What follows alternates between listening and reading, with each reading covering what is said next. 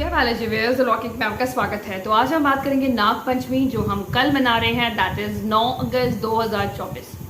नाग पंचमी का सावन के महीने में बहुत बड़ा महत्व है। क्यों?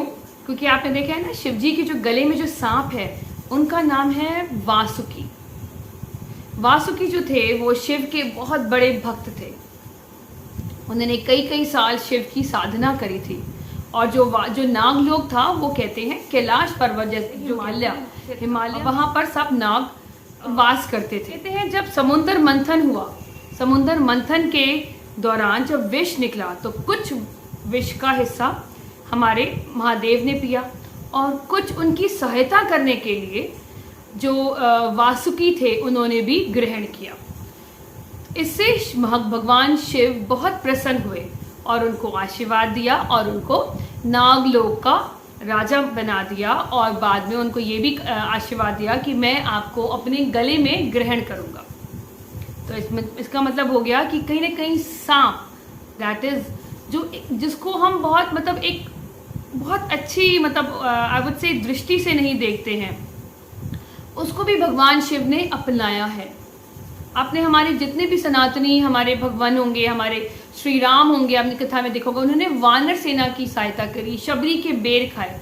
इसी तरह महादेव ने आई वुड से कि नागों को जितना रिस्पेक्ट नहीं मिलती थी या जितना, तो उन्होंने नागों को धारण किया। इसका मतलब हमें क्या सीख मिलती है कि हमें प्रकृति, हमारी जो नेचर है, हमें नेचर के साथ जुड़ के रहना चाहिए और नेचर में जितने भी जीव जंतु हैं कहीं ना कहीं हमें उनकी रिस्पेक्ट करनी चाहिए।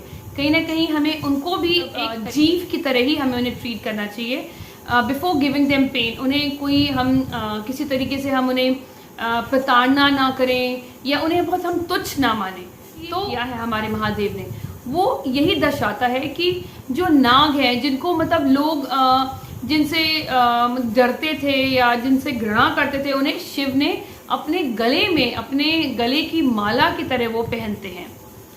और नाग पंचमी में नागों को हम राहु और केतु से भी जोड़ते हैं। जो नाग की कहते हैं ना, आपने सुना होगा सर्प दोष, तो ये एक तरीके का सांप ही होता है। जो सांप का मुंह है दैट इज राहु और जो सांप की टेल है दैट इज केतु।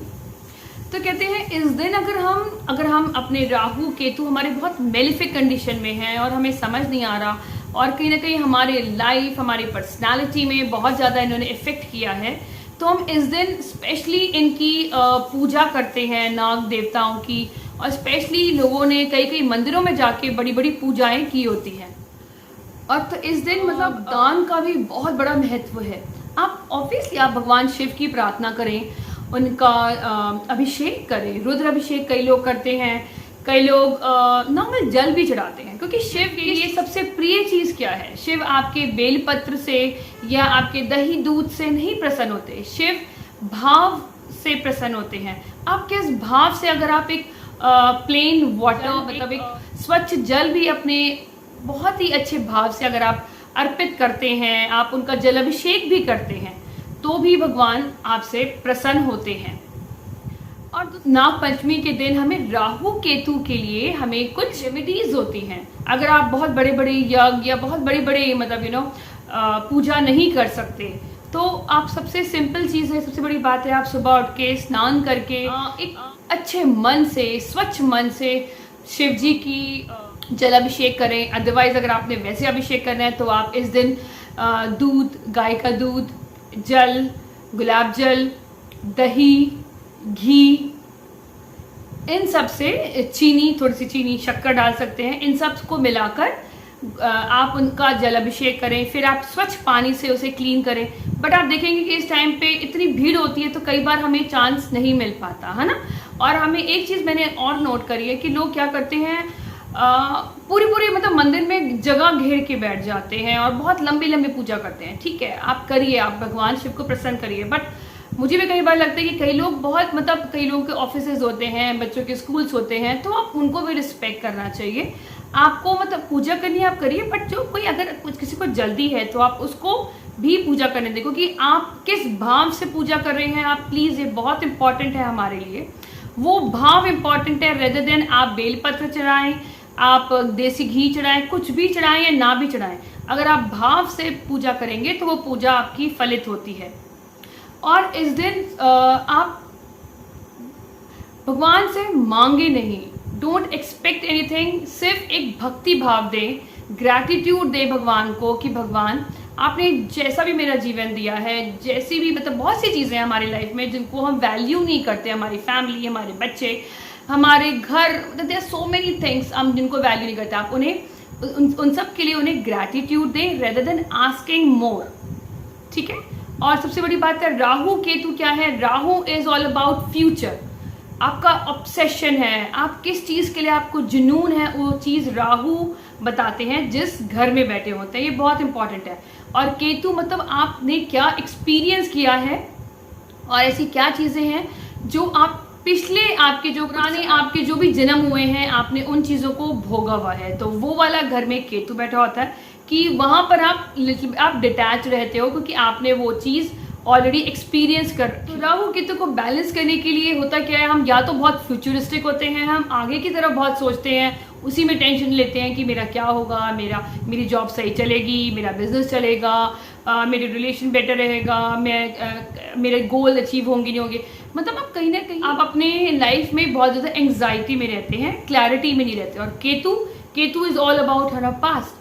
अगर हमारे साथ कुछ बुरा हुआ है या किसी ने हमें धोखा दिया है या कोई चीज़ हमें जिस चीज़ से मुझे पेन हुआ है, क्योंकि वो घर में जहाँ केतु बैठा होता है उस घर से कई बार हमें बहुत पेन भी मिलता है, उस घर से मतलब हम बहुत उस घर में देते हैं। सबसे पहले हम उस घर में बहुत अपनी तरफ से हम बहुत देते हैं जो हमारी सामर्थ्य होती है, बट वहीं से हमें डिटैचमेंट हमें हो जाती है जिस बिकॉज हमें वहाँ से बहुत दर्द मिलता है या बहुत दुख मिलता है।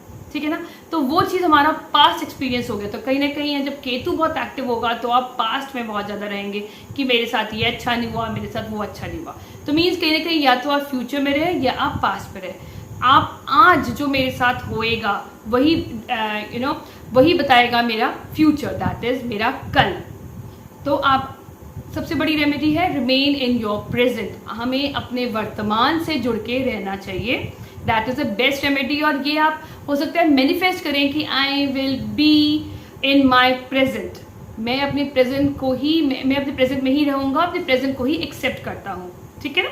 और दूसरी रेमेडीज़ हैं इसमें, सबसे बड़ी बात है इस दिन आप दान ज़रूर करें, पितरों के नाम से दान करें या आप उन लोगों को दान करें जो डिसेबल्ड हैं, जो कैंसर पेशेंट हैं, जिनके पास पैसा नहीं है इलाज करने के लिए, या आप जो नेत्रहीन हैं, आप ऐसी जगह जाकर ज़रूर दान करें। और जो लोग जो फॉरेन कंट्रीज़ में रहते हैं, आप उन जगहों पे आप पर्सनली जाके दान करें रेदर देन आप ऑनलाइन दान करें। अगर आपसे हो सके आप पर्सनली लोगों को खिलाएं, पर्सनली लोगों का उनका इलाज कराएं, मतलब जो आपका सामर्थ्य है। अगर आप अपना दान करते हैं, क्योंकि दान की एक चैरिटी की बहुत इम्पोर्टेंस है हर धर्म में, वेदर सनातन वेदर सिखिज्म है, वहाँ पर भी दान की मतलब हर धर्म में, चाहे आप मुस्लिम हो, हर धर्म में दान की एक बहुत बड़ी मतलब भूमिका होती है हमारी लाइफ में, बैलेंस करने के लिए हमारे कर्मों को। और अगर हम चैरिटी करते हैं रेदर देन थिंकिंग क्योंकि हमें दान उनको करना चाहिए जो हमें रिटर्न में ना दे सके, है ना, तो वो दान हमें लगता मीन्स ये नहीं कि दान आपने बहुत ज़्यादा कर दिया तो आप करोड़पति बन जाएंगे। अगर आपकी कुंडली में करोड़पति बनने का योग होगा तो डेफिनेटली आपके लाइफ के रास्ते खुलते हैं, बट हमें ये माइंडसेट से नहीं करना हमें, क्योंकि दान क्या होता है हमारे कर्मों को काटता है। दान क्या होता है, हमें कभी कभी हमारे कुछ ऐसे कर्म होते हैं या कभी कभी हमारे साथ ऐसा कुछ होने वाला होता है हादसा, हमारे अच्छे कर्मों की वजह से हम उन चीज़ों से बच जाते हैं। कभी कभी कई बार देखते हैं बहुत मेजर एक्सीडेंट में भी लोग बच गए, मतलब खरोंच तक भी नहीं आती हो, या हल्की बुल्की चोट लगी हो, या कुछ भी, मतलब आप बिल्कुल बैंकरप्ट हो गए, आपके पास कुछ भी नहीं हो, अचानक आपको बस अपॉर्चुनिटी मिल गई कि आपने फिर से रिवाइव की अपनी लाइफ को।